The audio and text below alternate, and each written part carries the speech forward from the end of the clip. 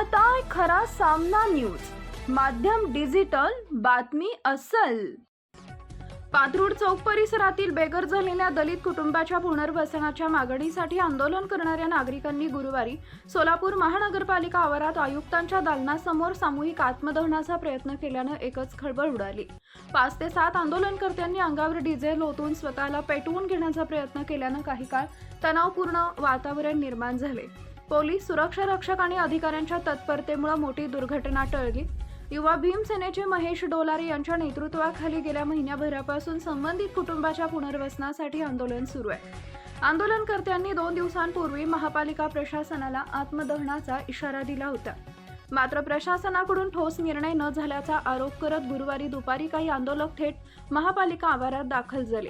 महापालिका आयुक्तांच्या दालनासमोर आंदोलनकर्त्यांनी सोबत आणलेल्या बाटल्यांमधील डिझेल अंगावर ओतण्यास सुरुवात केली। पोलीस बंदोबस्त असतानाही हा प्रकार घडल्यानं प्रशासनाची धावपळ उडाली। सुरक्षा रक्षक, पोलीस कर्मचारी तसेच आयुक्तांच्या अंगरक्षकांनी तातडीने हस्तक्षेप करून आंदोलनकर्त्यांच्या हातातील डिझेलच्या बाटल्या काढून घेतल्या। तोपर्यंत 4 ते 5 महिलांनी अंगावर डिझेल ओतल्यानं परिसरात भीतीचं वातावरण निर्माण झाले होते। घटनेची माहिती मिळताच नगरसेवक शिवानंद पाटील आणि अनंत जाधव घटनास्थळी पोहोचले। त्यांनी आंदोलनकर्त्यांशी चर्चा करून त्यांची समजूत काढली। त्यानंतर अतिरिक्त आयुक्त वीणा पवार यांच्या दालनात बैठक घेण्यात आली।